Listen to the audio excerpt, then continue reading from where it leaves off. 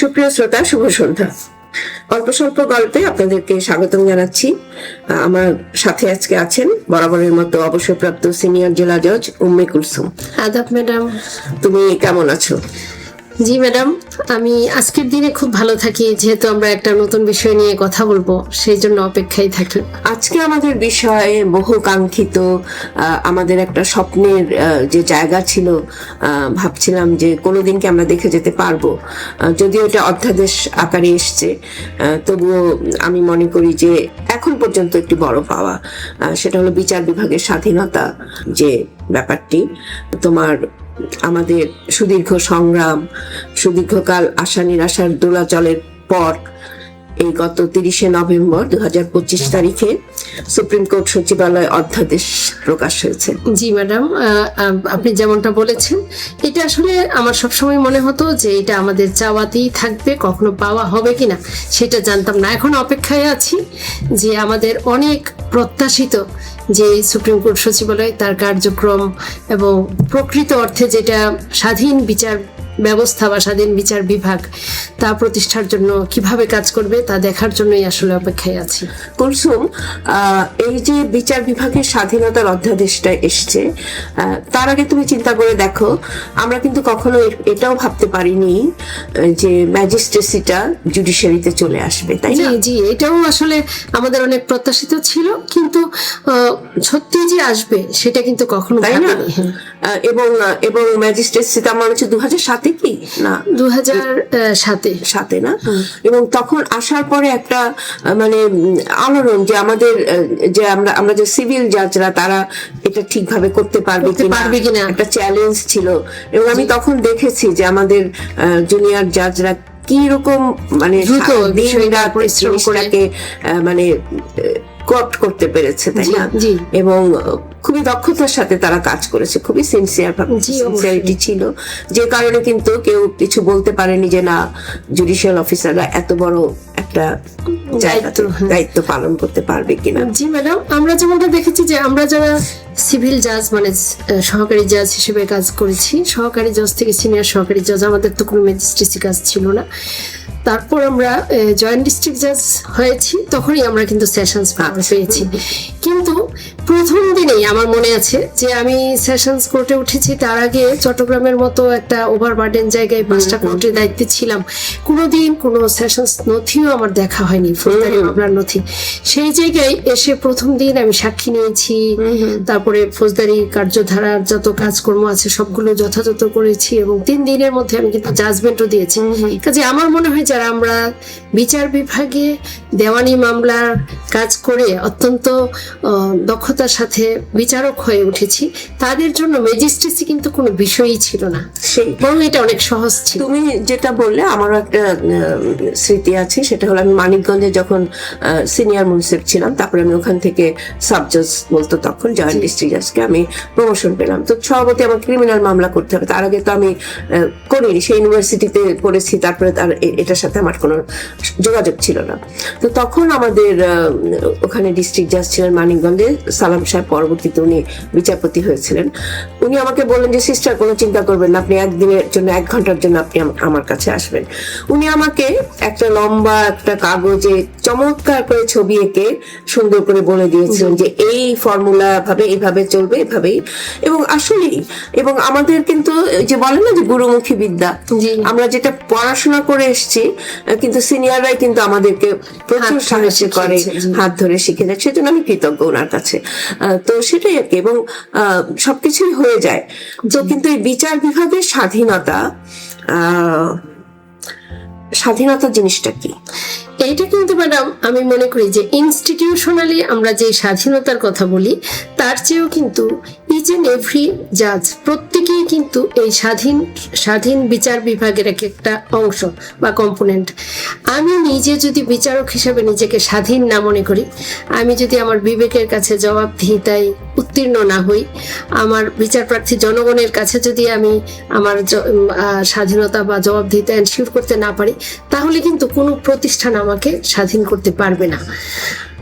আমি তোমার কথার সূত্র ধরে আমার মনে পড়ে গেল, আমাদের যেদিন অ্যাপিলেট ডিভিশন থেকে ফেয়ারওয়েল হয়, সেদিন একটা ফেয়ারওয়েল দেওয়া হয়, ওপেন এজলাসে সবাই জি। থাকেন, তখন একটা আমাদের কিছু বলতে হয়।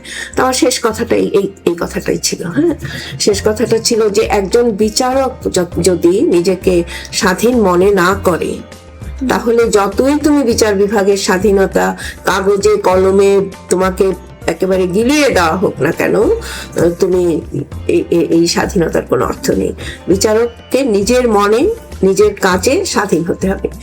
এখন দেখো এই স্বাধীনতাটা, হ্যাঁ, এটা কিন্তু অস্বীকার করা যাবে না যে যুগের মানে এই চলার পথে আমরা যেভাবে কাজ করেছি বা আমার বাবা যেভাবে কাজ করেছে, আমার বাবা বারবার বলি যে জুডিশিয়াল সার্ভিসে ছিলেন, তো এবং আমি যেভাবে কাজ করেছি, আমার বাবাকে দেখেছি সারা জীবন একটা পিছনে আমাদের পিয়ন যে থাকতো, সে একটা ছাতা ধরে রোদের সময় ছাতা ধরে বাবাকে হাঁটতে হাঁটতে নিয়ে যেত কোর্টে, আশেপাশে কোনো লোক থাকতো না।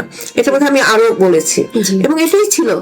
হ্যাঁ, সেখানে কিন্তু কি স্বাধীনতা, কি এই বড় বড় শব্দগুলো ছিল না। জি, বাবাদের দেখেছি বাবারা একেবারে মানে নিশ্চিন্তে কাজ করেছে, কখনো কোনো কোথায় বদলি করতে হবে কি কোথায় এটা করতে হবে সেটা কখনো দেখিনি, শুনিনি। আমার মনে হয় ওই ধরনের চাপ থাকলে অবশ্যই শুনতাম, কারণ আমি তো তখন মোটামুটি বড়।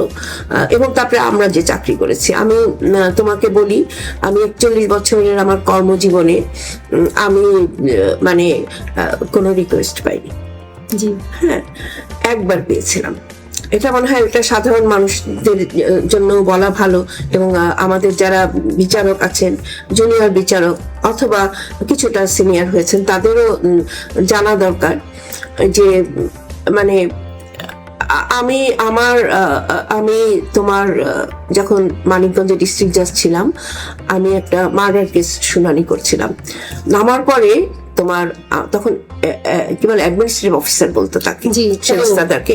হ্যাঁ, এও স্যার দৌড়ে এসে বললেন, স্যার স্যার স্যার, একজন লয়ারের নাম, একজন মন্ত্রীর নাম বললেন, উনি ফোন করেছেন। হ্যাঁ, তো আমি বললাম যে ফোন করেছেন, তারপরে সে মানে ব্যস্ত হয়ে গেল ফোনটা লাগিয়ে দেওয়ার জন্য। তারপর থামেন, ফোন করেছে, ওনার প্রয়োজন আছে, উনি করবেন, আবার করবেন, আপনি এত অস্থির হচ্ছেন কেন? তারপরে দেখা গেল যে একটু পরে ফোন আসলো, তখন আমি জাস্ট বেল দিয়ে সেই এওকে বললাম আসেন। তা আমি ওই এওর সামনেই ফোনটা ধরলাম। তো মানে সৌভাগ্য হোক আর দুর্ভাগ্যই হোক, ওই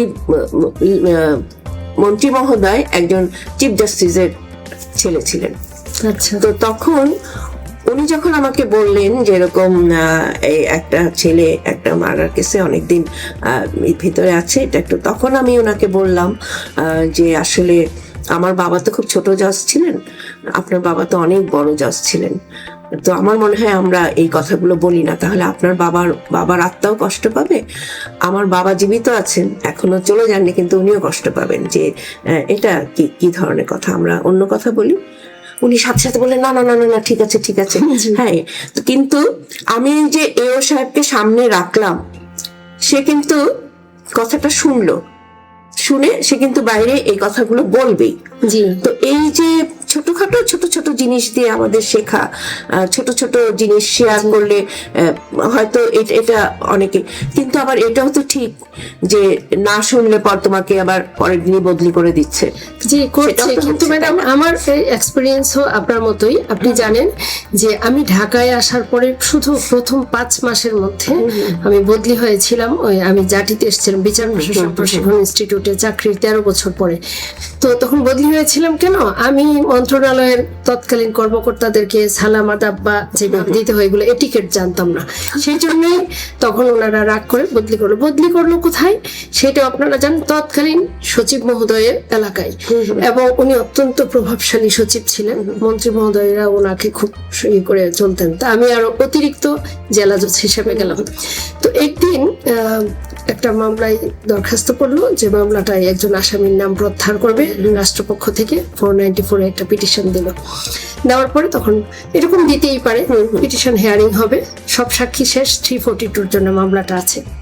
ডাবল মার্ডার কেস, একটা বাবার 2টা ছেলেকে প্রকাশ্য দিবালুকে গুলি করে হত্যা করেছে এবং চাক্ষুষ সাক্ষী অনেক আছে। যেই আসামির বিরুদ্ধে চাক্ষুষ সাক্ষী আছে এমন একজন আসামির নাম প্রত্যাহার করবে এমন আবেদন ছিল। সচিব মহোদয় ফোন করলেন, করে উনি খুব আমাকে আদর করে বললেন যে তুমি তো এখানে আছো, তোমার সুবাতাস প্রতিদিন আমি শুনি, লার্নের লয়াররা বলে তুমি খুব ভালো কাজ করছো, তো তুমি এক কাজ করো, এইটা রাষ্ট্রপক্ষ থেকে নাম প্রত্যাহার করবে, এই আবেদন করবে, দিয়ে দিও, এরকম করে বললো। তো বলার পরে আমি বললাম স্যার আমি তো পিটিশন এরকম এখনো কিছু হেয়ারিং করে নেই, হেয়ারিং করুক, আমি দেখি কি আছে। তারপরে আমি শুনলাম, আমার কিন্তু তখন ম্যাডাম ঢাকায় আসার কথা, ঢাকায় আমার, আপনি জানেন আমি কত ঢাকায় আসার জন্য হয়ে আছি, আর ওনার হাতেই বদলি আদেশ। কিন্তু আমি শুনলাম, শুনে প্রকাশ্য আদালতেই আমি এটা রিজেক্ট করে দিলাম। দেওয়ার পরে ওরা আরেকটা পিটিশন সাথে সাথেই দিল যে ওরা 342 জন্য সময় চাই। ঠিক আছে, আমি সেটা সময়টা মঞ্জুর করলাম, ওরা আমার অর্ডারের এগেনস্টে যা যা ইচ্ছা করলো। কিন্তু ম্যাডাম আমি বলতে চাচ্ছি এটা নিজের প্রশংসার জন্য না, যে আমরা এই পরিস্থিতিগুলো আমরা এইভাবে মোকাবেলা করেছি, সেটাই আমার ব্যক্তিগত লাভের জন্য। এখন আমি চিন্তা করি যে সচিব বলছে এই জন্য যেই সাক্ষীটা, যেই আসামির বিরুদ্ধে এতগুলো সাক্ষী এসেছে, আমি সেই আসামিকে নাম প্রত্যাহারের আবেদন করলো আর আমি মেকানিক্যালি সেটা অ্যালাউ করে দেবো। আমি মনে করি এই ক্ষেত্রে একজন বিচারক তার যে বিচার বুদ্ধি সেটা প্রয়োগ করার সময় এইটা যদি কেউ আর্থিকভাবে সুবিধাপ্রাপ্ত হয়ে তার বিচারিক সত্তাকে নষ্ট করে, যেমন ভাবে দায়ী অন্য কোনো প্রলোভনে পড়ে ভালো পোস্টিং বা যে কোনো আশায়, তাহলেও একই রকম। ম্যাডাম আপনারা সবাই জানেন যে আমাকে 5 বার ঢাকায় বদলির জন্য প্রস্তাব দেওয়া হয়েছিল, তৎকালীন সময়ে সুপ্রিম কোর্ট তখন অ্যালাউ করে নাই। আমি নোয়াখালী গেলাম, নোয়াখালী থেকে কিন্তু তারপরে আমি আবার 3 মাস 20 দিন পরে ঢাকায় আসলাম। ওই সচিব কিন্তু আমার কোনো ক্ষতি করে নাই, বরং উনি বলেছেন যে তুমি তো 2 2 5 করা জাজ না। সেই তাহলে এইটা কিন্তু বিচারকরা তৈরি করতে হয়, যে বিচারককে নিজেই তৈরি করতে হবে। এবং আমি আমার সৌভাগ্য যে আমি যখন চিটাগাং চাকরি করি তখন বিএনপি গভর্নমেন্টের যুগ ছিল এবং 8 জন মন্ত্রী ছিল চিটাগাং এর।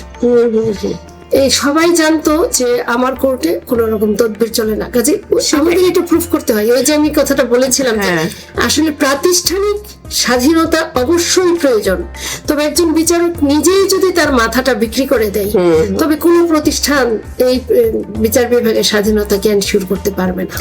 কুলসুম, একটা কথা বোধহয় আমাদের এখানে আলোচনায় আনতেই হবে, সেটা হলো যে বিচার বিভাগের স্বাধীনতা অধ্যাদেশটা আসার পর অথবা আগে পিছে দুটো মতধারা আমরা শুনতে পাচ্ছি। একটা গ্রুপ বলছে যে এতদিন তো আমাদের মিনিস্ট্রি যদি কোনো অন্যায় করতো আমাদের উপর, আমাদের জায়গা ছিল সুপ্রিম কোর্টে।